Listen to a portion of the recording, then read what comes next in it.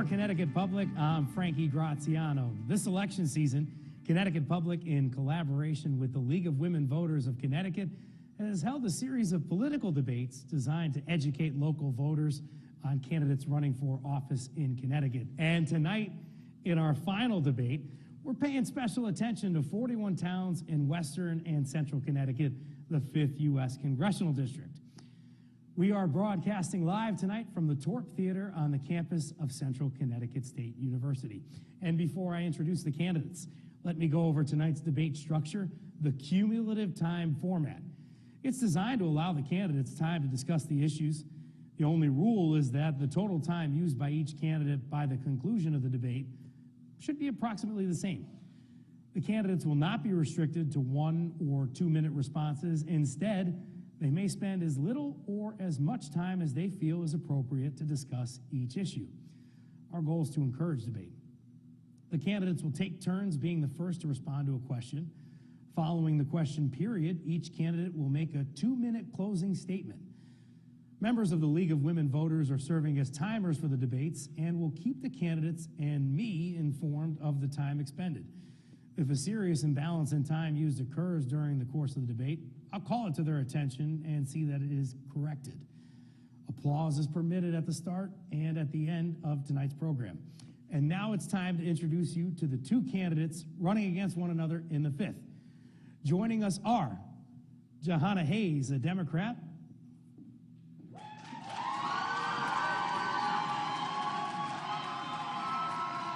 and George Logan, a Republican.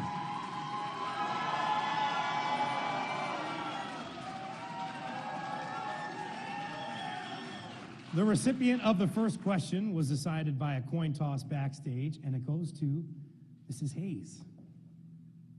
Thank you guys for that handshake. I like that. Good camaraderie here. You're going to get the first question, Mrs. Hayes, and I'll start now, and then afterwards, Mr. Logan will get the second question. The U.S. Supreme Court recently overruled Roe versus Wade, leading many to turn to federal lawmakers regarding access to safe and legal abortion. If there was a federal vote to codify a person's right to choose, would you vote yes or no? I would absolutely vote yes if there was a federal vote to codify a woman's right to choose. I have already taken that vote in the 116th and the 117th Congress. I am a co-sponsor of the legislation. I have been vocally supportive of women's reproductive health and women's reproductive rights, of access to contraception, of the idea that the decision is between a woman and her doctor, full stop. There is no room for government intervention. There is no room for me. So all of the nuances that accompany this conversation are just distractions. My job in the Congress is to make federal law. And from the federal government standpoint, there is no place in women's reproductive choice. Mr. Logan. Thank you. And I'd first like to thank Central Connecticut State University, the League of Women Voters, and NPR for putting together this wonderful event.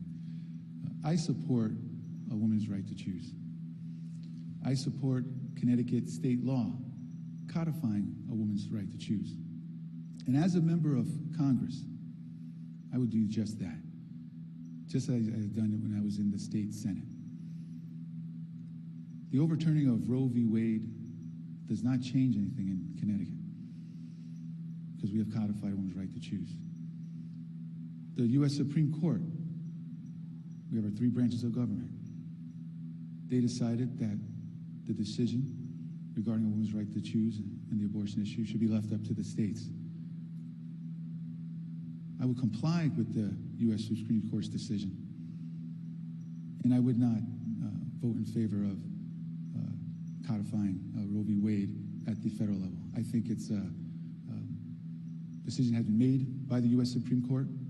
I will do everything in my power to make sure that a woman's right to choose is in no way infringed from what we have here in Connecticut state law. Would you like a chance to reply? I don't think Mr. Logan understands what choice means. It doesn't mean that the federal government or the state government can decide. It means that the individual decides. So the idea that he would not vote to support codifying Roe versus Wade means that he thinks that individual states should make the decision for the woman. That is not choice. Choice means that the person decides for themselves in consultation with their medical professionals, their doctors, their families, what decision they are going to make for themselves, not the state. Mr. Logan, would you like one more chance to reply? Washington versus Connecticut. My focus is on the 5th Congressional District. I support a woman's right to choose as codified in Connecticut state law, and I will defend that in Washington. Mr. Logan, this next question goes to you. I just want to respond. This is not a Washington versus Connecticut, and this will be the last thing that I say about this. I support a woman's right to choose, full stop. I have voted for it. I will continue to vote for it. It doesn't mean that state legislators can decide. It means that the individual can decide for themselves all the time, regardless of the geography, what decisions they want to make over their own personal and reproductive health. It has nothing to do with Washington versus Connecticut. I'll give you one more chance to reply, and then we'll move on. Sure. There are many contrasts between my opponent and I, and that's, in my opinion, what this debate is about. We both agree in the importance and significance of a woman's right to choose. The main difference is that my opponent believes in abortion with no restrictions. My opponent does not believe in parental notification if a 14 or 15 or 16-year-old child is seeking an abortion. We have differences. But in terms of supporting a woman's right to choose, in terms of supporting Connecticut state law, codifying a woman's right to choose, I will do everything in my power to make sure that nothing occurs in the federal government, at the federal level, that infringes upon Connecticut state law, codifying a woman's right to choose. Mr. Logan, the governing body of high school sports in Connecticut allows kids to participate in sports by the gender to which they identify with he, she, or they. The federal government once threatened state education funding over trans participation in local high school sports. Do you support the rights of the transgender female athletes involved in that lawsuit and at large the rights of members of the LGBTQIA+ community? Yes, thank you for that question. I certainly support the rights of the LGBT community and those transgender community as well. I also support the rights of girls and women, particularly in K through 12. I do not believe that males should compete against females in sports, particularly in grades K through 12. Look, throughout the 5th Congressional District, I talk to parents all over the district. We have girls, high school, competing for scholarships, competing with other girls, and to allow biological males to compete with girls, particularly in K through 12, I think it's unfair for the girls that are competing, and again, looking towards college, looking towards scholarships, and I just don't think that's fair. Mrs. Hayes. Well, Frankie, I just want to say, I told you on the last question I wasn't going to say anything else, but I have to respond to Mr. Logan's last statement because they keep going unchecked saying his opponent supports late-term abortions and parental notification. What I support is codifying the language of Roe, which says that up to viability and beyond that in the good faith consultation with the medical professional. That means exactly what I said. The decision is between a woman and her doctor. When we talk about parental notification, at the point where a 15, 16, 17-year-old finds themselves in that position, something at home is most likely already disrupted and they need to be able to seek help. I was pregnant at 17. This idea that you have to get someone at home to sign off or allow you to get help presupposes that you come from a two-parent supportive household. That is not the case for everyone.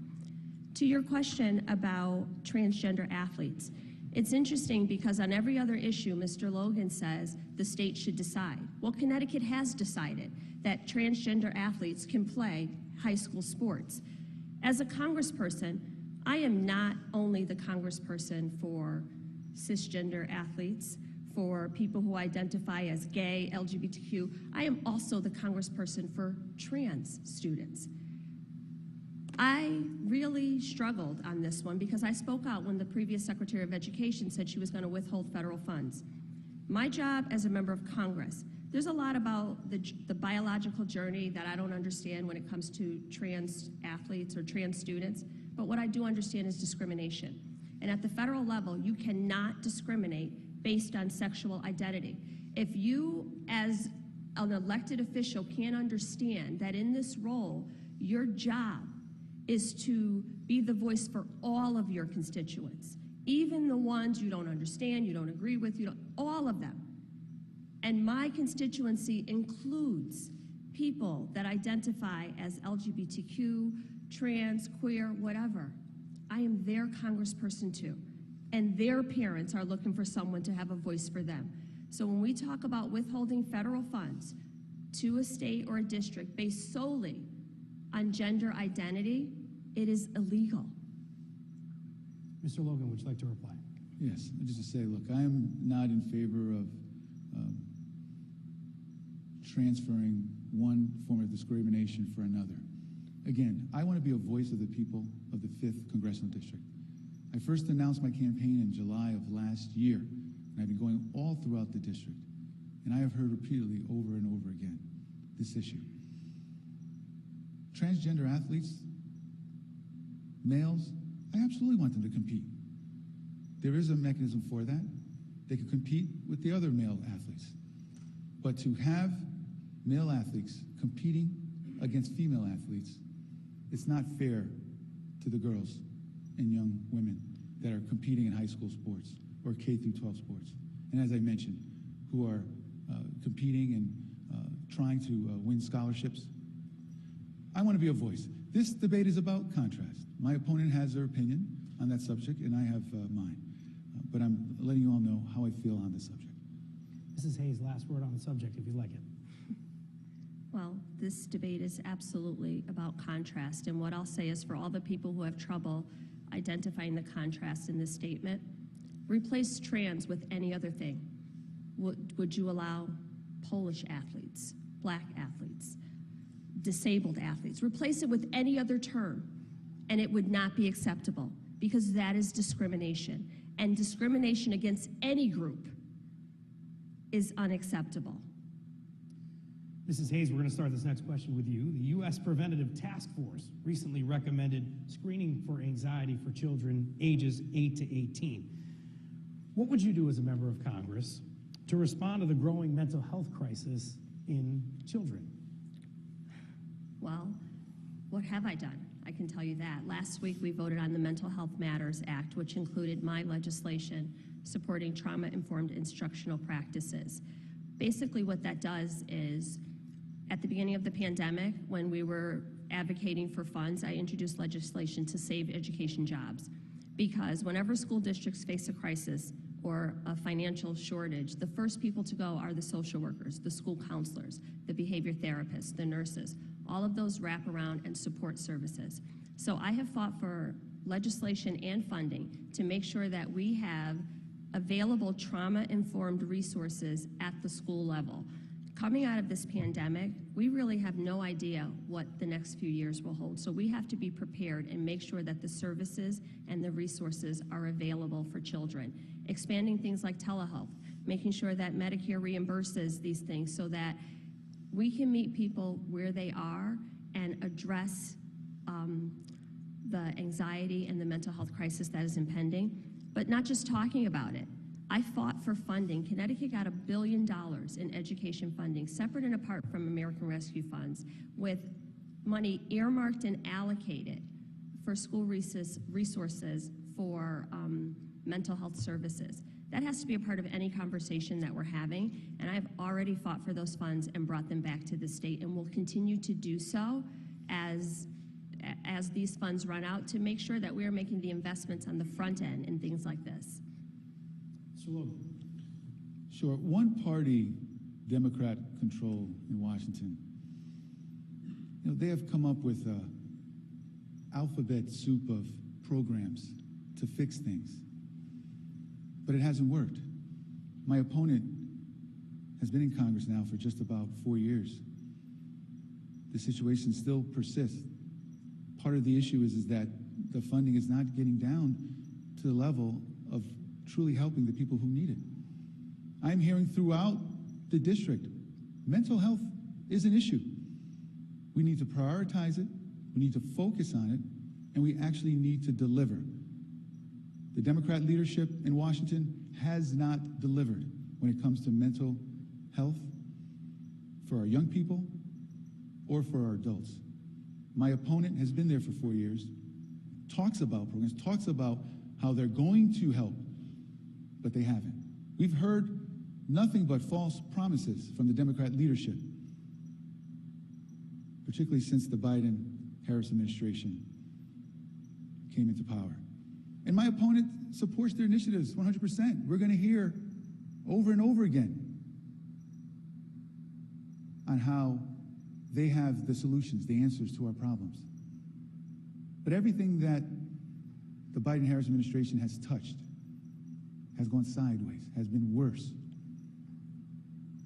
Just about everyone in the 5th Congressional District is worse off than they were when my opponent first took office. Worse off than we were when President Biden and Vice President Harris took office. We need a change. One-party rule is not working for the people of the 5th Congressional District. I want to go to Washington. I'm going to help to bring some checks and balances. I'm going to work hard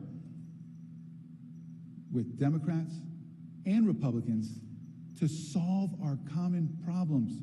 We can do this, but one-party control is not getting it done. We need true discussion.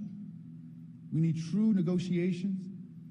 Talk through the ideas and get the support of the American people, get the support in Congress to pass meaningful and effective laws. Mrs. Hayes. 4 years. You know what else happened for 4 years? Mr. Logan was in the state Senate. You don't hear him talking anything about what he did in the state Senate because he did nothing. 4 years he was in the state Senate. We have a system of federalism where the federal government, which is the branch of government where I am a part of, sends money to the state level, and then state legislators decide how that money will be used. We departed from that in the American Rescue Plan because we fought really hard for local municipalities to be able to decide. But in 4 years, he did nothing on this issue. So to posit this as I've been in Congress and I've did nothing, Mr. Logan was in the state Senate as an elected official, could have addressed all of these issues in the exact same way. So he is presenting himself to the people of the 5th Congressional District as someone who has all these aspirational ideas. But to the people in his own district who knew him and did not feel that he was doing a good job and voted him out, now he's presenting himself with all these new ideas. You know what I've done. You can check the record on what I've done. I would encourage you to use that same information to look at where he stood on all of these things that we're talking about, to look at where he stood on education funding in the state, to look at where he stood on all of these issues that he now claims he's going to go to Congress to fix. The way that you know what I'm going to do as your member of Congress is not by the words that come out of my mouth. It is by the way that I voted. And I have talked to you and communicated with you, and I'm running a campaign telling people what I have done. It is curious that Mr. Logan is not mentioning anything about what he has done in the state Senate. Because if he had a record that he could be proud of, he would be standing up here much like I am doing and saying, this is what I voted for. This is what I've done. This is what I intend to do. If he had voted on these issues in a way that he was proud of, in a way that affected change and brought about meaningful progress, he would be up here shouting it from the rooftops. He is not, because he has not done anything. Mr. Logan, last chance at a reply for this topic. Sure. Thank you. First off, my opponent fails to acknowledge the obvious, that we have one-party control here in Connecticut. Democrat one-party control in Washington as well. She has the majority in the House. The Democrats have the majority in the Senate. They have the White House. Nothing is getting done. Now, in terms of my time in the state Senate, you know, I know my opponent listens to the talking points of the Democrat State Party and the DCCC, but I am very proud of my time in the Connecticut State Senate. I won a Democrat district 22 years, consecutive years, 12 elections under Democrat control for my state Senate seat. I won that district, went to Hartford for my first term. We had a tie in the Senate. We passed some of the most consequential legislation in the last 50 years for the state of Connecticut. We passed because we had a tie in the Senate, and the Democrats were forced to negotiate with us to pass a budget. We passed a bonding cap to limit the amount of borrowing that the state can do. We had runaway borrowing prior to that. We passed a spending cap so the legislators couldn't just blow the budget, put restrictions on there to try to obtain some fiscal stability here in Connecticut, some financial stability. And we also included a volatility cap. And that volatility cap allowed us to pay down debt. So if we have a one-time influx of revenue, that the legislators wouldn't just go out willy-nilly and start creating new programs and spending new money. Had to pay down some of the debt, pension debt that we have.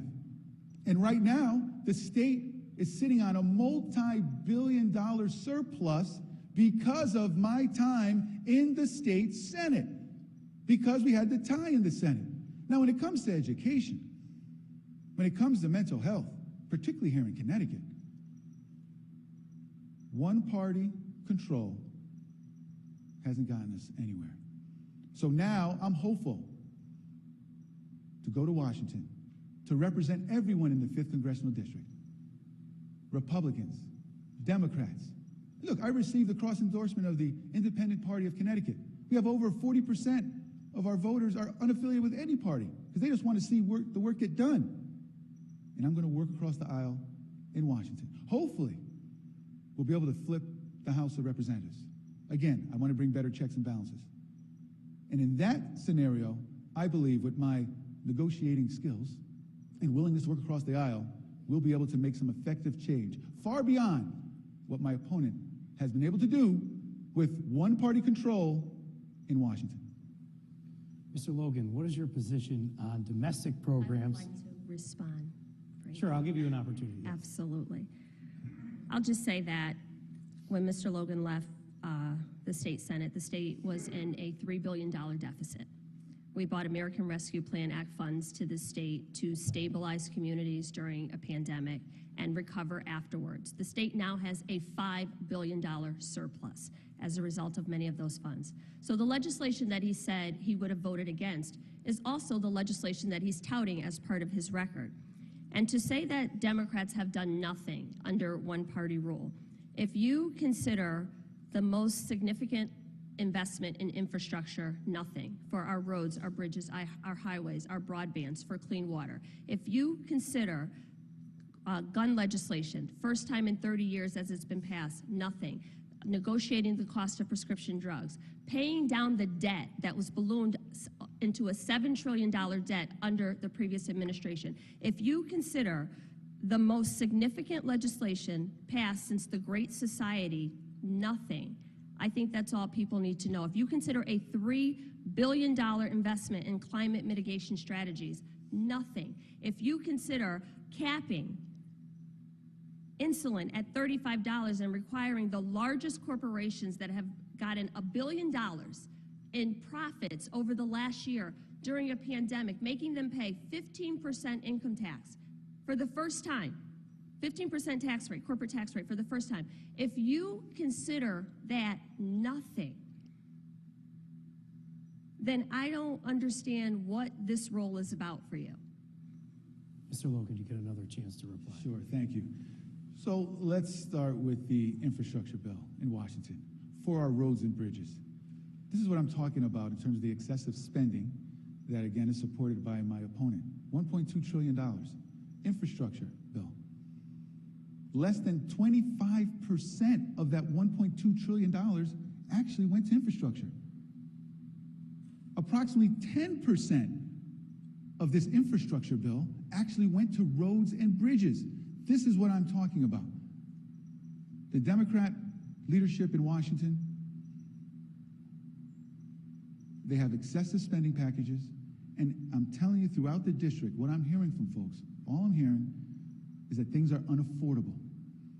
You know, I was in Torrington last weekend, and I met a couple, and they said to me that, you know, they voted for Barack Obama, President Barack Obama, twice, but they've had it with the Democrat leadership, the current Democrat leadership now in Washington. Their 401k, their retirement plan, they lost $100,000 for stocks that they had in the stock market. This is what we're talking about. These excessive spending packages, wasteful spending, is affecting everyone in the district. And my opponent is just going to continue to blindly support those excessive spending packages. I want to interrupt you guys because we were talking about children, and now we're getting a little too far into spending, because I was hearing about domestic programs, so now I feel like I can step in and ask about that. What's your position on domestic programs such as Medicare and Social Security? If you win this election, will you try to augment, or will you try to support cuts to the programs? We need to make those programs as strong as possible. But I am convinced that the best way that we can do that as a nation is to have a strong economy. We must have a strong, vibrant economy, and right now we don't have that. Here in Connecticut, our economy is shrinking. Last quarter shrank by 5%. Personal income growth in Connecticut, the lowest in the nation. We need a change. I support programs to help folks that need a helping hand. Social Security, Medicaid. But right now, under Democrat control, health care costs are unaffordable. Our Social Security program is hurting. We need to strengthen our economy. We do that, it'll fix a lot of things. These excessive spending packages are not doing the trick, and the Democrat leadership is just going to do more of the same. It's going to result in higher taxes, more inflation, things will be less affordable, and the families, our seniors, and our veterans in the 5th Congressional District are going to continue to suffer under the current Democrat leadership in Washington. Mrs. Hayes. There's a reason he didn't answer that question, because he doesn't want to say that Republican leadership is committed to ending Social Security. They want to sunset it. That means they want to end it as a mandatory program. They want seniors to have to vote they want the Congress to have to vote every year on whether or not Social Security is funded. Social Security is not excessive spending. It is insurance that people have paid into.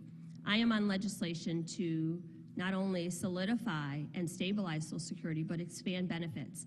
We seniors recently just saw the first increase in Social Security that they've seen in 40 years.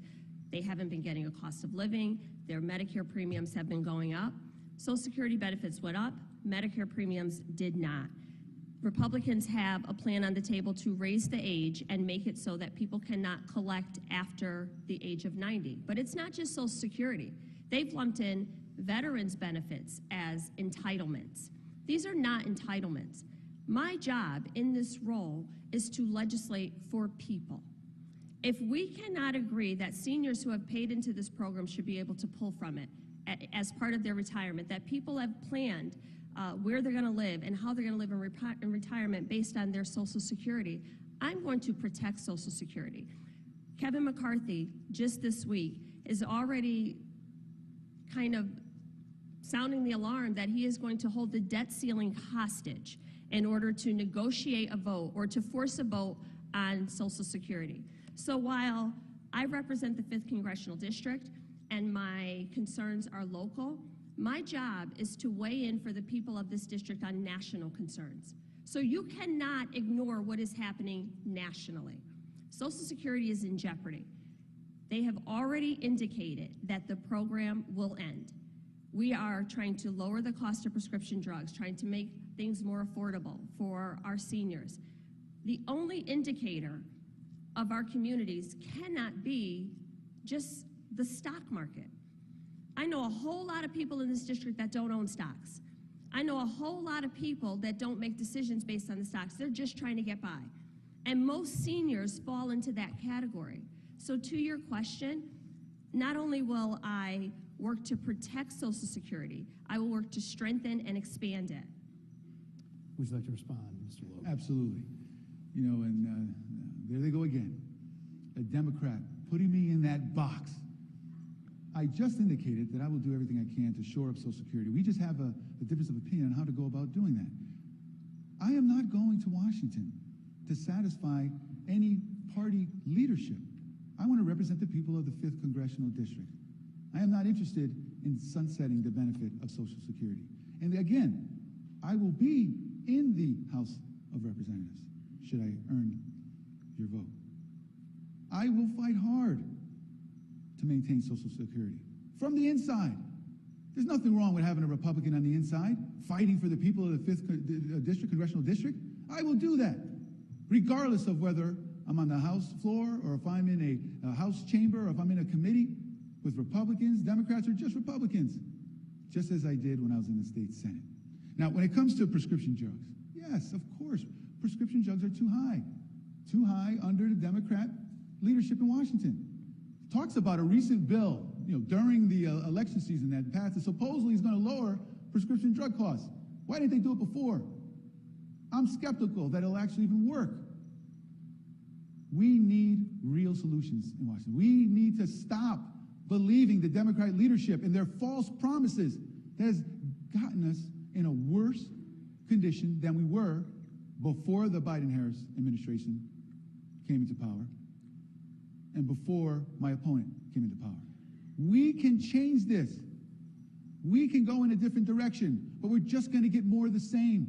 Higher inflation, higher taxes, less services, parents frustrated about what their kids are being taught in school, higher gas prices. It doesn't have to be that way. We can make the change.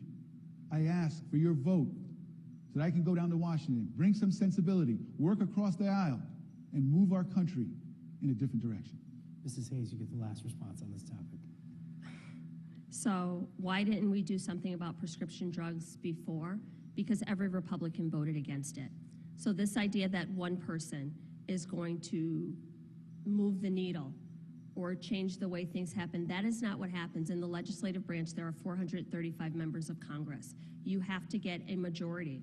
So one person in a Republican majority that does not believe that we should be lowering the cost of prescription drugs or there should be all of these nuances in the way that it should be done. We have tried at every turn. We tried in Build Back Better. We tried to negotiate for months. When this bill went to the floor, right now, Medicare will negotiate the cost of prescription drugs, and there's a $35 cap on insulin, but only for Medicare. And you know why that is? Because Republicans voted against it. Senate Republicans said that they did not want private insurers to be able to do the same. So all of those children with type 1 diabetes and all of those parents who are paying exorbitant amounts of money for prescription for insulin, we tried to get that passed, and they blocked it. So make no mistake about it. One person working from the inside is not going to change that. You need a majority of people who are aligned with the value and the belief that we need to step in so that large drug companies are not taking advantage of people on medications that have not changed in 100 years, on medications that you can get in other countries for a quarter of the price, sometimes a tenth of the price. This is an industry that has gone awry, and people are at the mercy of prescription drug companies because if your child is sick, you're going to pay whatever you have to pay for them to get treatment and care. So to that question, why didn't we do it? We've been trying. We've been trying to do it. So you know how we can deliver on expanding the list of medications is to deliver a majority that believes that people deserve that. Mrs. Hayes? Yes. Americans in 2022 have felt pain at the pump and at the grocery store checkout counter. While the rate of inflation has steadied in recent months, It's up significantly from 2 years ago. So I want to ask you, what do you think the federal government can do about the costs of goods and services? So the inflation is a serious issue. It is something that everyone in this district is concerned about. It is something I hear from constituents everywhere I go and everyone that I talk to. We are coming out of a global pandemic. There's a war in Ukraine that is affecting the prices at the pump and just recovery. What can the federal government do? So the president has released some oil from the strategic oil reserves to try to ease pressure at the pump. When we talk about home heating costs, in Congress we just voted, literally, I brought back to this district $20 million in LIHEAP funding to help people with their energy bills. As far as food, increasing competition. I am the chairwoman of the subcommittee on nutrition and making sure that we have markets for local farmers to engage in communities. Just really thinking of all of the things that we can do. But when we talk about inflation, there's a couple other things that I want people to consider. We had a child tax credit where every family who had children was getting $300 a month per child in advanced tax payments. Republicans voted against that. If families had that money in their pocket right now, that would ease some of the pressures of inflation. When you talk about home heating costs, I know, I was a single mom, and the majority of people's bills are their rent, their groceries, their utilities. When Mr. Logan was in the state Senate, he abstained from every vote on energy except for one that was right before election. Energy regulation, on lowering rates, on lowering costs, he abstained. Not because he had to, but because he is employed by someone whose parent company is Eversource, and they would have been disproportionately impacted by these votes. So when you talk about what people will do, I ask you to also consider what people have done when they had the opportunity. He had the opportunity right now, while people are seeing a rate hike, to weigh in on a vote like that, and he did not. So I will continue not just to bring down the cost, to fight to bring down the costs at the pump and some of the high costs that people are experiencing, but also to raise the minimum wage, to make sure people have safe and affordable housing. He voted against the minimum wage. If you don't think that people deserve to have money in their pocket to be able to pay their bills, then you can't, in the same token, say the cost of everything is too high. Mr. Logan, would you like a chance to reply? Thank you. My opponent has stated that she believes that the Democrat Party has single-handedly saved the economy. Well, I've spoken to folks throughout our district repeatedly, whether I'm in Waterbury or Danbury or Torrington or Meriden, and we are all in a worse condition. Economically, gas prices at an all-time high. The Biden-Harris administration, in the first week, they killed the XL pipeline. They've been attacking the notion of achieving American energy independence. I want to go to Washington to be a voice of reason, to try to move towards true American energy independence. Right now, we're heading into the winter months. I have families that are petrified on how they're going to be able to pay for the high home fuel costs. The Democrat leadership in Washington has no answers to that. When you take a look at my opponent who talks about Republicans blocking this and Republicans blocking that, they have the majority in the House. They have the majority in the Senate. The president and vice president are Democrats. They are not doing their job for the American people. They continue with these false promises. You talk about prescription drugs. She talks about Build Back Better. What is lowering prescription costs doing in whether it's Build Back Better or an infrastructure bill? I want to focus on bills, bring them to Congress that are focused on the item at hand and give it its due course in Congress. Healthcare costs are unaffordable in the district. That is the fact under Democrat control. Fuel oil costs are unaffordable in our district under Democrat control. Groceries, for many, unaffordable. They don't have the answers. Now, my time in the Connecticut State Senate, this is a citizens government we have here in Connecticut. We have folks from all different walks of life. Well, first of all, the state Senate does not set utility rates. Connecticut Pura does. I abstain from certain votes out of an abundance of caution, because that's what more legislators should do if they're involved in that particular industry. I've worked for a water company since 1992. I am proud of the work that I've done at the water company. I have actually built infrastructure as opposed to my opponent talking about doing it. Water, natural resource. I have built infrastructure throughout the 5th Congressional District. Brookfield, New Fairfield, Litchfield, Kent, Torrington, and more. The last 30 years at the water company. Water conservation, huge. I have volunteered to join the Housatonic Valley Association Board of Directors. Been on there for several years. Worked my way up to vice president of that volunteer board, because natural resources are very important to me. Our natural environment is very important to me.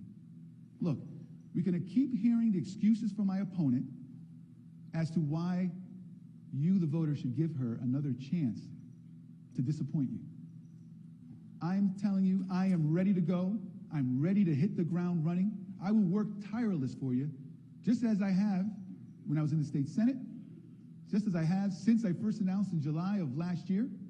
I'm willing to work with everyone in Congress. My opponent can't say the same. He does not work across the aisle, regardless of what he says. You cannot vote 100% in line with Nancy Pelosi and then tell me you work in a bipartisan fashion.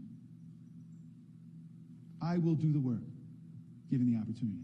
Mrs. Hayes, you get the first rebuttal on this topic. I'm going to need some time, Frankie. That was a whole lot to unpack here. So a couple things. There's a reason why Mr. Logan and national Republicans have hung their hat on one statement. Democrats single-handedly saved the economy. Yes, I said that.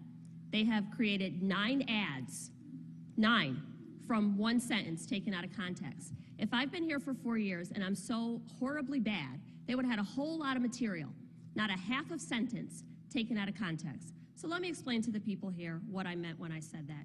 I was talking about the American Rescue Plan.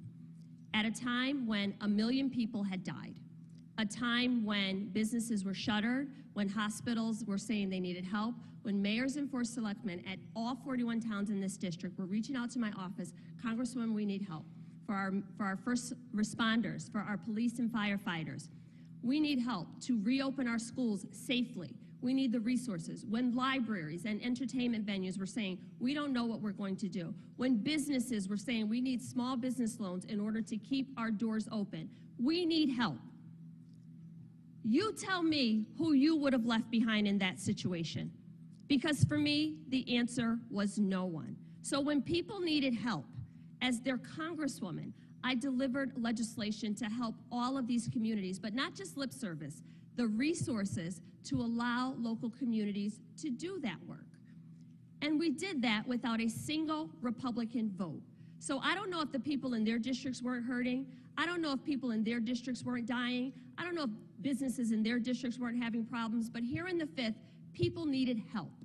And at that moment, when I cast that vote, we stabilized the economy. So if you want to take that 1/2 a sentence on the road and apply it in multiple different situations, I ask you, what would you have done? Because in that moment, when I took that vote, Democrats saved the economy. Not a single Republican voted on that. The other thing I'm going to say to you, what does Build Back Better have to do with any of these things? It has everything to do with everything we're talking about. Because that legislation was legislation that acknowledged the problems that we experienced during the pandemic and said, as a government, we have to legislate differently. We have to make sure that all of these gaps that we saw in our communities, all of the places where schools didn't have internet, where people didn't have access to care, we have to make sure that all of those things are taken care of. So it has everything to do with it. The last thing I'll say is, you hear a lot about statistics of how often I voted with Nancy Pelosi. You need to know at the federal level, Nancy Pelosi does not vote on every vote. That's just not how it votes. So as the Speaker, she votes on big packages. So I did vote with Nancy Pelosi on things like the American Rescue Plan, on things like the Infrastructure Investment and Jobs Act, on the gun legislation that we passed. I voted with Nancy Pelosi on those things. But I'm hearing the same things that you're all hearing, so I wanted to fact check myself. And I reached out to see what percentage of time that I actually vote with Nancy Pelosi on the 900 votes I took in the 117th Congress. 14% of the time I voted with Nancy Pelosi. So you can check that. 2020 Senate record, you can also check that Mr. Logan, Mr. Work Across the Aisle in a bipartisan fashion, 100% of the times, 100% of the votes that he took were in line with Senate Republicans. So if you really want to understand the information and digest it, just check the facts. Just check the facts. Last reply on this topic, Mr. Logan. So it is absolutely laughable for my opponent to get up here and say that she's only voted in line with Nancy Pelosi 14% of the time. She has supported every program, every initiative that came out from the Speaker. Sure, it's the votes, but it's every single program she has voted in favor of. Whether Nancy Pelosi was on the voting roll or not, it was her programs. My opponent supported it. Now, she's comparing apples to oranges here. She's comparing Congress to the Connecticut State Senate. There's 36 state senators. We work on when I was in the Senate, on a much more bipartisan basis than we are in Congress. It's not as polarized. 84% of all the votes when I was in the state Senate were bipartisan. 84%. Where we had differences with my Democrat colleagues, mainly the majority had to do around fiscal matters, financial stability. And once we had that tie in the Senate, we were able to do some good things in terms of stabilizing Connecticut's economy, in terms of experiencing the surplus that we have now. And I tell you this, my opponent earlier said, what can one congressperson do in Washington? She sets a very low bar for the position. We are already making history with this campaign. We have the attention of the Democrat leadership. We have my campaign, we have the attention of the House Republican leadership. Because one person can make a difference. And I gave an example when I was in the state Senate. One person, freshman state senator. But because I won that district, we had that tie in the Senate. And we were able to do things, accomplish things. When we had folks working on the financial stability issues closer than they ever have before. I want to go to Washington. I have high hopes and I have high expectations. I believe that I will do a much better job than my opponent. Now, look, my opponent earlier described something to the effect that I'm trying to vilify. I want to make sure that everyone's clear. I do not believe my opponent is a bad person. I just do not agree with her politics. I do not agree with her decisions in Washington to back the Biden-Harris agenda. I don't agree with my opponent to back the policies, votes of Nancy Pelosi. I just don't believe that it has worked. We need to go in a different direction. I believe this is an opportunity for us. I am so excited to do everything I can between now and November 8th to earn your vote, and I will work tirelessly for you. I'm sensing some tension on this topic, so would you guys like one more rebuttal on each one? Ms. Hayes, you can go first. No tension at all. I'm not comparing apples to oranges. I'm comparing votes to votes. And these are the things that I voted for. And in the Connecticut State Senate, that's the job of a senator, to vote on these matters. When you talk about fiscal matters is Congress makes the laws. We also appropriate funds. So fiscal matters has something to do with everything that we do. When Mr. Logan was in the Connecticut State Senate, he voted against family medical leave. He voted against raising the minimum wage. He voted against funding for Connecticut State Police and hazards pay. When we talk about fiscal matters, Those are fiscal matters. And he's right. He is absolutely right. He has the attention of national Republican leadership, more so than even the attention of the people in this district. There is a reason why they are putting millions of dollars into a campaign behind a candidate, and that reason is not because he will be an independent voice and weigh in on the people of the state of Connecticut. From the outset, they have put millions of dollars into this race. There's a reason for that. I don't know Mr. Logan as a person, so I can't comment on him personally, but what I do know is that since this campaign started, there has been mudslinging and coming out, tweets at me every day, has all of these things to say. If this was about the issues, then let's keep it about the issues. The people in this district know what I have done. I was on the receiving end of much of the aid and much of the legislation that came out, that came from all levels of government my entire life. I have a different sense of responsibility to legislate for the people who will never have a voice in these rooms, for the people who are always left out at these tables. I have a different sense of responsibility for that. So yes, we have different ideas about how these things are going to get done, and my ideas are centered in the people and the families and my neighbors and my friends and all of the people in this district who at some point in my life I identified with. So yes, we absolutely disagree on the way these things should be done. Mr. Logan, last word on this topic. Sure. So in terms of my record in the state Senate, again, the vast majority of the bills that I voted for were bipartisan in the state Senate. She mentions paid family medical leave, said I voted against paid family medical leave. You know, I actually voted against the Democrat version of paid family medical leave. There was two versions. There was the Democrat version, it was an Amendment A, the Republican version, Amendment B. The Democrat version of paid family medical leave included a tax, 0.5% of everyone's pay in the state of Connecticut. The version that I supported, people would opt into paid family medical leave if they thought it was important to them. Again, choice. I'm about offering choice. I am in favor of paid family medical leave. I just was not in favor of the version that was presented by the Democrats. Now, again, when we look at Washington, we look at the 5th Congressional District. The people are hurting in the district. Things are too expensive. Folks feel boxed out of their child's education. And what about the opioid epidemic? I mean, time is winding down here. We need to talk about that. We need to secure our southern borders. We need to control the inflow of fentanyl. My opponent hasn't said a word about it. I want to focus on issues that are important to the people of the 5th Congressional District. And the opioid epidemic is high on the list. Why hasn't my opponent done more to be a voice for us regarding the southern border? Why does she bring the Vice President of the United States of America here and not ask her, what's the plan to secure our southern borders? What's the plan to tackle inflation?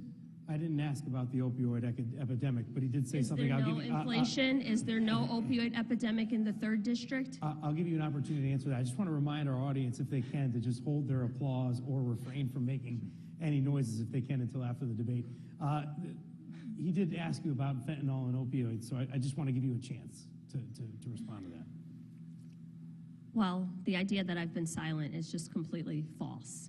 We have invested money into drug treatment programs, into making sure that there are wraparound services, that we expand Medicaid to pay for those services.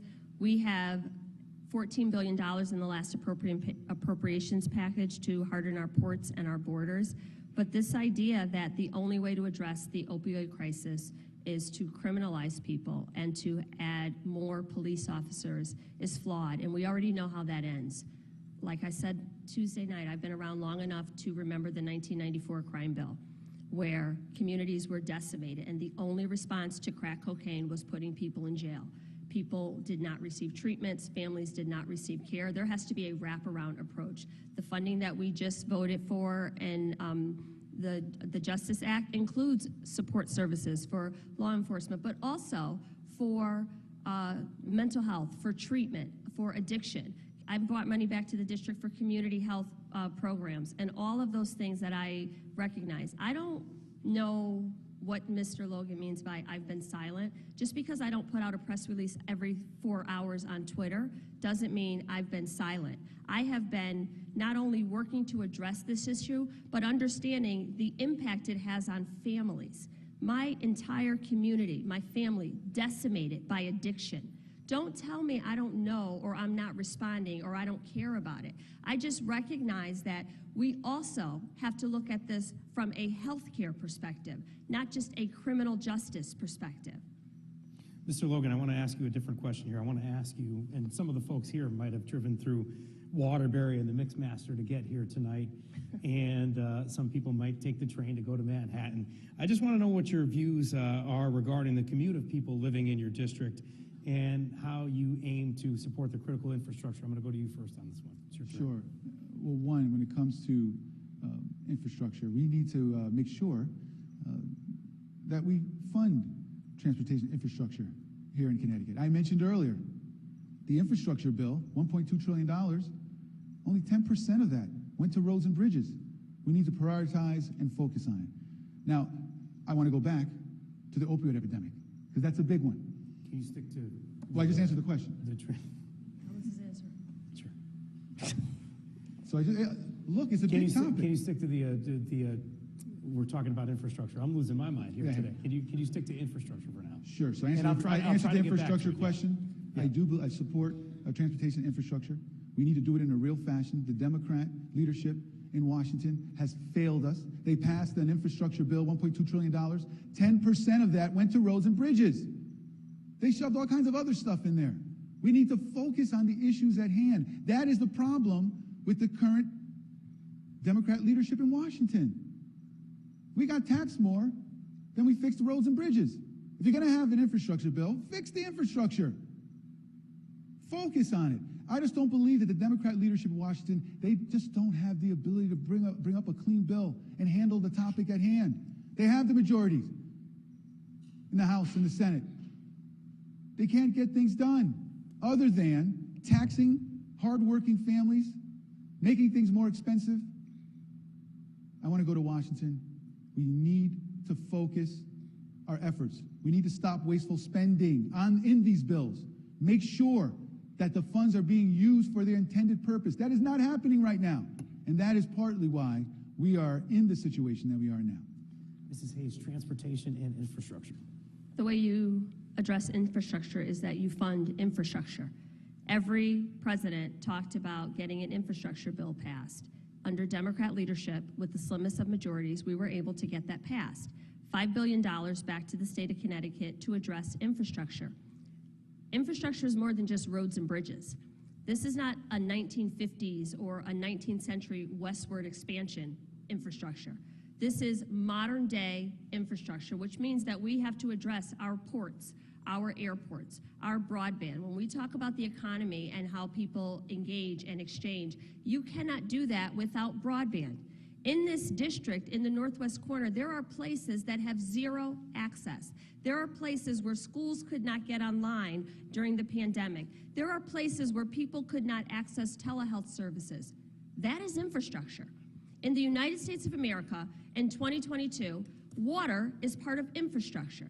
The fact that in Flint, Michigan, so many years after all of those children were poisoned by lead water pipes, that has not been addressed. In this district, I have cities, Waterbury, New Britain, Danbury, Torrington, with 100-year-old water and sewer pipes. If we can't agree that that's part of infrastructure and something that should be taken off of the plate of municipalities and at least supported by the federal government, if we can't believe that, if we can't agree that building charging stations and literally expanding our grid is a part of infrastructure, that is part of the problem. We have so many people who are trying to legislate in a 1950s way for the traditional nuclear family where everyone walks to work and walks to school and live in this nuclear community. That is not our world, and that is not our communities. It will bring jobs back. It will help businesses. It will help people get back and forth through the state, take trains, and expand the Northeast Corridor. All of that is infrastructure. So there's a reason that 10% of the money went to roads and bridges, because roads and bridges are not exclusively infrastructure. The people who live in this district and go over the Mixmaster and have to commute and go to the northwest corner and are offline for hours understand the critical need for infrastructure and why we have to have investment and support in all of those things. Mr. Logan, first rebuttal. Yes, thank you. Yes, things like broadband are important. Things like telehealth are important. I supported those efforts in the state Senate. But when we're talking about, the question was about commute that people in the district have to experience. I hear over and over again, the conditions of our roads and bridges is a major issue. All I'm saying is, if you have an infrastructure bill, I would have negotiated more than 10% to go to roads and bridges. They are very important for the people that are commuting every day. Give me 30% of $1.2 trillion. Make it, $500 billion. But 10% is just not adequate. And again, it's about the decisions that are made by the Democrat leadership supported by my opponent. We need to bring some sensibility in these bills that we're bringing. We need to make sure that they are actually accomplishing the intended result. And right now, that infrastructure bill, as far as helping the people in the 5th Congressional District in a more significant way, could have been better. I'm going to go to Washington, focus on it, because obviously that 10% mark is okay with my opponent. It's not enough. We need to make sure that we focus on our roads and bridges more than we are now. Having a title of a bill called the infrastructure bill and then saying, hey, job done, I did my job. No, it's not adequate. It was poorly written, poorly conceived, not enough funding. We need to do more. The people in the 5th Congressional District expect that we go to Washington as congressmen and women, and we focus on the things that they consider most important. All right, so I just don't think 10% on roads and bridges is enough in that particular bill, as an example. I got one last question. Before I get there, you get your last reply. But yeah. So you would have tried to get 30, but if you couldn't get it, you would have voted no. That's not how the bipartisan cooperation you're talking about works. But also, this infrastructure bill, the $5 billion that the state of Connecticut will get over the next 5 years, will bring so many good-paying union jobs back to our community. It will put people to work. It will expand access to the economy. It will speed up transportation, cut the amount of time it takes for people to travel on the train. This is what the people in this district have been asking for. When I was elected in 2018, one of the things that was President Trump's top priority agenda item was infrastructure. It was one of the things everybody said they were going to get done. So now is it no longer a priority because Joe Biden is the president? The people in this district, the Department of Transportation, the governor, everyone, the state legislature, everyone was asking for relief on infrastructure, and I've delivered that to this district. Mrs. Hayes, last question of the night. Many of the people in this congressional district are still reeling from a shooting that happened 10 years ago, this December, Sandy Hook school shooting. The Bipartisan Safer Communities Act was recently enacted to address gun violence. Still, it continues to happen, as we saw last week in Bristol with the ambush of 2 police officers. State investigators say the victims of that shooting encountered more than 80 rounds of gunfire. Would you support new federal gun legislation like an assault weapons ban, for example? Yes, I would. I was in the classroom right after that shooting happened, and kids were asking me, Miss, why is this happening? And I didn't have a reasonable answer for them. I introduced legislation to even just identify what qualifies as a school shooting, and Republicans voted no. This idea of doing nothing, and I'm running out of time, but I absolutely would support that. It is something that we need, that the people in this district and the state need. It is something we have to do to keep our community safe, and it is in no way an infringement on people's Second Amendment rights. Responsible gun owners know that there is responsibility that comes with that. So universal background checks, all of those things should be a part of owning a firearm. Mr. Logan voted against safe storage in cars, and that is something that the people in this district should know about and use as a part of their consideration when they're deciding who to vote for on November 8th. Mr. Logan, your reply. Sure. Gun violence is a problem. We need to first address the violence issue that's going on. And that includes supporting our law enforcement. Our law enforcement, the ranks are depleted. We're down 400 state troopers. I've spoken to police chiefs throughout the district. The forces are depleted. And what do we have? My opponent voted in favor of the anti-police bill in Washington. My opponent here in Connecticut has accepted the endorsement of the Connecticut Working Families Party, who one of their top objectives is to defund the police. We need to support our law enforcement. We need to give them the resources that they need to do their jobs. We're asking them to do an impossible job. And it is important that we are steadfast. So to accept the endorsement of the Working Families Party, she's going to be on the ballot under the Working Families Party. Look it up yourself. They have called repeatedly for defunding the police. She has indicated that she's happy of their endorsement. I think she used the word proud for an organization where they have such shared values. What values is he talking about? I am the only one on this stage who is unwavering in my support of law enforcement and in my support of our community. We can get this done. We've got to work together. Now, look, we need to handle the situation of the illegal guns in our communities. We need to be tougher on criminals, particularly those repeat offenders. And she talks about my record in the Senate. You know, again, falling in line with the Democrat leadership here in Connecticut and in Washington. I voted for Ethan's Law in terms of safe storage in the home. I voted for ghost, okay? I voted for ghost guns. About 10, 15 seconds. Right. But when it comes to someone having their property in their vehicle, on their property, and someone breaks into their car, steals their property, and then the property owner gets a criminal record, that's what I had a problem with. We have some of the strictest gun laws in the nation. We need more resources, more police officers to enforce those laws. Both candidates tonight have prepared a 2-minute closing statement, and we're going to get to that. And because of the way the coin flip worked out, Mrs. Hayes goes first, and then you'll get the last word. You'll get your 2 minutes after that. Mrs. Hayes, your closing statement, please. Well, thank you so much for having us here tonight and for hosting this debate.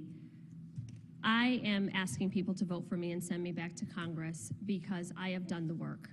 I've used my lived experiences and all the things that I know about this district to advocate and legislate for people in all of those positions.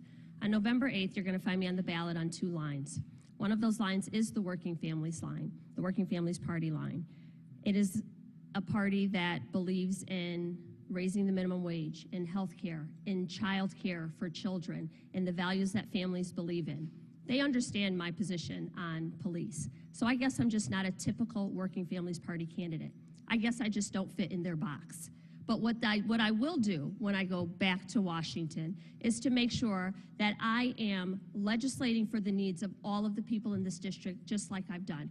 Fighting to expand the child tax credit, making sure that no person goes to bed hungry, no veteran, no service member, no senior goes to bed hungry, making sure that we expand that list of drugs that are negotiated so that we can lower the cost, making sure that we once and for all codify the language of Roe into federal law so we are not left to the whims of a court or an administration, making sure that we protect Social Security and expand it, making sure that the infrastructure dollars and the education funding that came back to the state is used for the benefit of people, making sure that we are putting people over politics.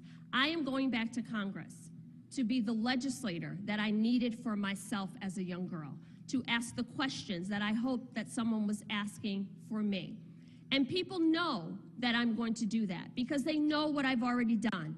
People know how I've delivered for this district. They know that I have been a voice and stood up and fought for the most marginalized communities, for everyone. I'm not leaving any of you behind when I go back to Congress. Mr. Logan, your closing statement, please. Thank you. I look forward to meeting as many of you voters out there between now and November 8th. I ask that you see my record, look what I've done during this campaign. I want to continue to work hard and do everything I can to earn your vote on November 8th, and I will work tirelessly for you. And I will focus on issues of affordability. I will focus on issues of relief for the high gas and oil prices. I will focus on safe communities. That's what I'm hearing in the district. People are looking for safe communities, their communities to be safer. I will work towards making sure that education dollars get down to the students that need it. Work hard to do what I can to help improve the terrible scores that we're seeing, particularly in urban areas, for reading comprehension. Focus on reading, math, science. You know, I'm the son of immigrants. My parents immigrated to Connecticut from Guatemala, and they stressed to me the meaning of hard work and, you know, how to stretch a dollar. And I plan on bringing that type of work ethic to Washington. You know, when we take a look at what this country can be, it is up to each and every one of us to make decisions in terms of who represents us in Washington. And I would just argue that my opponent has had 4 years to buck the system down there, to be a voice for the people of the 5th Congressional District. And she has chosen not to do that. I will go to Washington. I will buck the system in terms of not going there simply to represent the leaders in Washington. I will represent the people of the 5th Congressional District. Thank you very much, host, for that. And I hope I win your vote. Thank you to 5th Congressional District candidates, Ms. Johanna Hayes and Mr. George Logan, for debating the issues tonight on Connecticut Public. Please hold your applause. And thank you to the League of Women Voters of Connecticut for your collaboration in informing local voters this election season. Oh, I got one more thing to say. If you could hold your applause just for one moment, guys, just for one moment. Thank you guys so much for doing this, and thank you to the League of Women Voters of Connecticut for helping us in this debate, our final in this series. It's the final debate in our series, as I mentioned, but don't change the channel just yet. Lucy Nalpathanchel is here.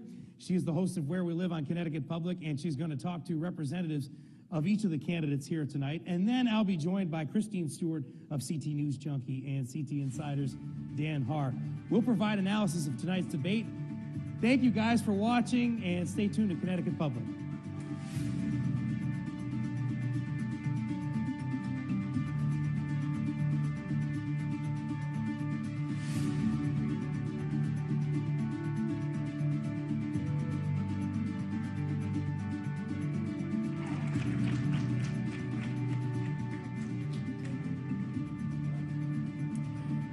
Thank you for watching this debate here at the Torp Theater at Central Connecticut State University. I'm Lucy Nalpathanchel, host of Where We Live. Frankie Graziano did a great job.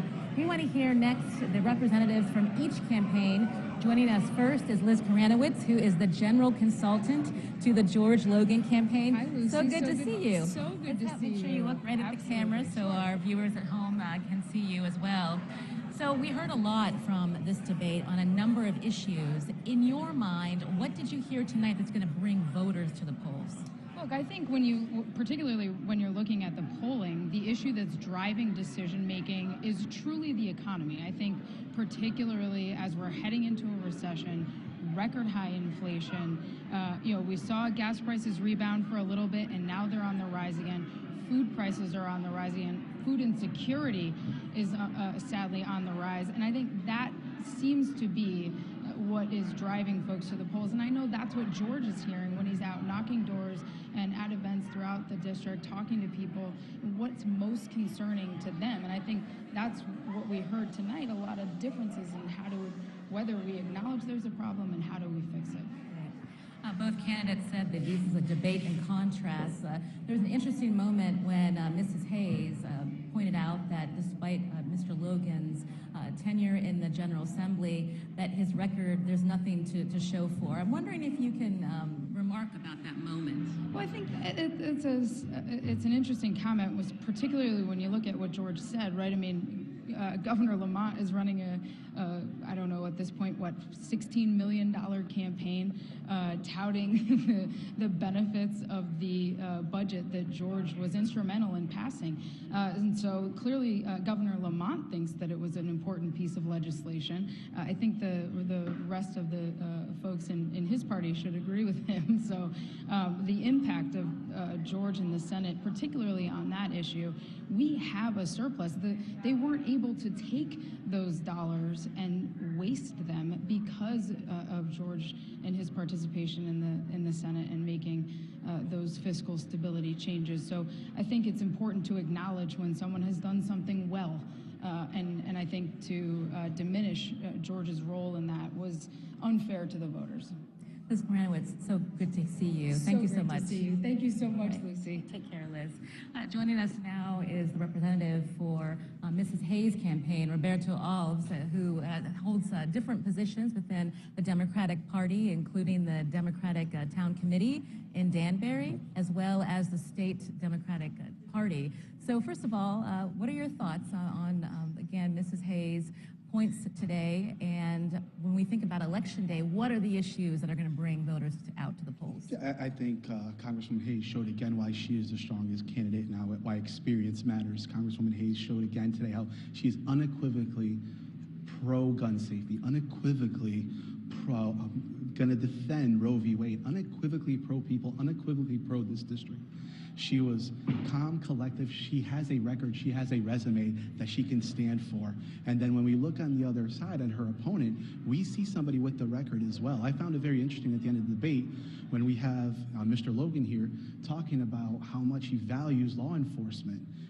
But again, there's resumes here. We have a record to go back on. And Mr. Logan, and like many of the Republicans that he represents, and he is one of them right now, talks about how much they support law enforcement, but when push comes to shove and the time to actually show that you support them comes up, they hide. They fail miserably at it. He has a record. He did not vote in favor of giving our Connecticut State Police raises. He did not vote in favor of increasing hazard pay for them. So you want to talk about recruiting tool. In this economy, give people more money, give them a safer environment to go to work. I promise you'll help recruit. So you voted against that. So don't tell us you're somebody who's pro-law enforcement. Then now we look at the contrast with Congresswoman Hayes, who, again, I talked about unequivocally before, unequivocally pro-law enforcement, somebody who knows what it's like to kiss her husband goodbye in the morning before they put on that badge. And Roberto Alves, thank you so much for coming on. We're going to get to more post-debate analysis with Frankie Graziano. And thank you, Lucy. And anybody that's in attendance now, I'd like you to please give a look to Lucy and give her a word of congratulations, first of all, for showing up tonight and helping us, and for the well-deserved promotion that she just recently got at Connecticut Public. Lucy Nalpathanchel, everybody. Thank you, Lucy.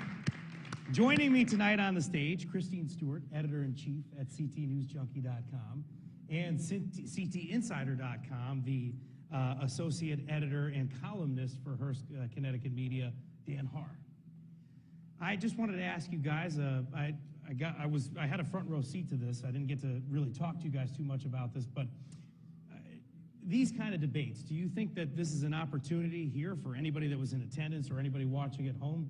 Maybe their opinion might have been swayed here at the last minute. Do you think that there was an opportunity for that? There probably wasn't an opportunity for that. I feel like, people who attend these debates usually have their minds made up, or they support one candidate over the other, and that's why they're attending these debates. And so research has actually shown that debates, even the televised presidential debates, don't really sway voters. Voters who are watching them have already made up their minds. I would slightly disagree in the sense that the question is, was there an opportunity? there are very few people. So I think there was an opportunity, but I agree with Christine that there are very few people who are out in the audience, and the lines are so clearly drawn because both candidates are mainstream within their parties, and the dispute here is mostly between the parties rather than the individuals. I think you could tell how politicized it might have been when I was trying to get my last words. A lot of hooting and hollering behind me, but no, I want to take a look at the breakdown now in voters in Connecticut. We have something like 900,000 unaffiliated voters and 800,000 Democrats, registered Democrats, something like 440,000 registered Republicans. Who are we talking to and who are we talking about when we're in the 5th district in terms of the breakdown in registered voters here? Well, in the 5th district, I don't have the exact breakdown, but there are definitely more unaffiliated voters. And so, and there's 4 big cities, and there's, you know, mostly rural and suburban town mix. So it makes it the least democratic of all Connecticut's 5 congressional districts. And so I think that's why we've seen outside money from Republicans pouring in, because they do believe that they have a shot, even though a lot of political analysts still say it's a lean Democratic. Dan Haar, I grew up in Torrington, which is about a half hour from here, 35 minutes, something like that. I'm in the 5th district. I grew up in, I guess it used to be a little different. There was a 6th district back in the day, but is this a lot of people call it a purple district. I've always heard that when I grew up. Well, it's definitely a swing district. There's no question about it. It would be more of a swing district if they had gotten New Britain out, and here we are in New Britain. It really shouldn't be in this district, folks. It should be in the first. Should be a CT1 because now, you have a lobster claw, right? That's right. So we would have had to drive a little bit further if we live in Hartford. But seriously, it is a swing district, and it would be even more so if it weren't for New Britain being in the district. Ironically, that stems from the year 2000 when they gave New Britain in that redistricting, or 2001, to then Congresswoman Nancy Johnson, because she needed it as a Republican. And so it's backfired. Let's get into a little bit about the debate and some of the rhetoric that we heard in there. A lot of the campaign season and leading up to this, we've heard George Logan connect Jahana Hayes, the Congresswoman, to Nancy Pelosi, the Biden-Harris administration. There was a memorable moment there where we're talking about how Congresswoman Hayes votes. What'd you take away from that conversation and that connection that George Logan's trying to make? Right, well, I think that kind of speaks to this race in itself, in that it's more of a national political battle, and that the parties have drawn their line, and it's completely partisan at this point. But at the same time, you also saw both of them kind of reach out and be like, well, you know, if you elect me, I'm also going to work with the other party. And I think that's a way that they're trying to speak to the unaffiliated voter. Neither of these two candidates has an especially strong legislative record, and that's not to take a swipe at them. It's just that they're relatively new. In the case of George Logan, he was a senator in one term in the minority and another term as a still junior level senator in a split Senate. So they're not either one people who have strong individual accomplishments, and that's why they revert to the party. And of course, with inflation taking over this election, that becomes the Republican rallying cry. Yeah, and on inflation, Congresswoman Hayes has gotten a lot of guff, or whatever you want to call it, for saying at one point, the breakdown, or at least how you ran on the commercial, is that the Democrats have single-handedly saved the economy. And she got that again tonight. What did you think about her response to that question? Well, I mean, you know, I don't think the party can, you know, take too much credit. I mean, inflation and monetary policy is set by the Fed. So I'm not quite sure how much any single congressperson is able to sway that. I mean, there are investments that they are making with the Inflation Reduction Act, and they're hoping to spur the economy in that way. But I don't think that there's anything necessarily they could do to stem inflation at this point. Quickly on inflation. I think the Democrats are getting it all wrong. They should kick back and call it Trumpflation, which is about 50% correct, and it's 50% the other side. Trump has as much to do with this inflation as Biden, without the shadow of a doubt. I could go into facts and figures, but you said quick. Man, I'm sitting out there struggling, trying to get this going, because now our show's truncated, essentially, and we have a shorter show. So let me just wrap up the 5th District talk. Do you think, Christine, that it's as close as many people think it is, this race? You know, it's hard to tell. There aren't a lot of polls out there, and it's, you know, who is motivated to get out to the polls, and I'm not quite sure when you get there if you're going to be doing anything but voting party line. Connecticut is known to be a ticket-splitting state, and I think this year we're going to see a bunch of people vote by party. Any shot for George Logan in this race? Yes, I agree with what Christine said, but the wild card is that he's been on the ground at every ham and bean dinner in this district for the last, what, year and a half? So that counts for something. I want to we only have a couple minutes left. Can I just pivot to the governor's race and see any impressions you guys have had lately? I know that vaccine mandates came up today. It surprised some people thinking we're in 2021 talking about that. But no, there were new recommendations that come out. What do you guys think about that whole thing? I'll start with you, Dan. Lamont has protected himself. He's been clear that he's not ordering any new vaccine mandates. Bob Stefanowski did not criticize the mandates, notably, that came out in August and September of 21. So that has himself boxed in a little bit. That said, he has a right to demand an answer from Lamont, and hopefully he'll get one. Christine. Well, I mean, the governor did say today that he wasn't going to mandate it on the childhood vaccine schedule. So I think that, you know, he's been clear about not wanting to interfere and not wanting to necessarily mandate some of these things as his, you know, Democratic colleagues in other states have done. Can I give you guys 20 seconds each to maybe give you your final impressions of the last month or so here on the elections, or any races you're watching, anything like that? I mean, I'm definitely watching the 5th Congressional District, definitely watching the Senate race and the governor's race, so we'll see. This is the race to watch. I'm a little bit surprised that Leora Levy is polling as close as she is to Blumenthal, and that Stefanowski is polling as far apart, but that new poll by the Republican outfit is showing it closer. It is going to tighten. This is the race to watch for a win for the Republicans. I really enjoy talking to Danny and Christine, and I wish we had a little more time, but you guys did a great job. And I want to in this last 90 seconds or so, just thank a couple of people. I want to thank Johanna Hayes and George Logan for coming on the show tonight. And of course, our cast and crew that has been here for all these debates that we've had, something like 5 debates. We wish we could do more, but nonetheless, this is the final one. Our supervising producer and director, Julianne Veracci, our production manager, our operations manager, Joe Koss, Bradley O'Connor, our audio engineer, Tim Rasmussen, who is the executive producer of this program, and stage manager, Megan Boone, and Linda McGovern made us all look good tonight with our makeup. Thank you to her as well. And Jim Serber, who produced this whole thing. Thank you so much to our cast and crew for doing this. I wish we had more time to talk elections. Oh man, you guys did a great job coming here tonight. I have a couple more seconds. Any more impressions on the debates or anything that you've seen in the last couple of months? I think this debate, in contrast to the one 2 days ago, there were some really sharp, specific divisions on issues. That 14% of votes question, how closely she's hewed to the party. Abortion, he's clearer. I think there's some big differences. Christine, last word. Oh boy, last word. I do agree with Dan that there were some definite distinctions made tonight, and they were very specific. So it gives voters a lot to think about.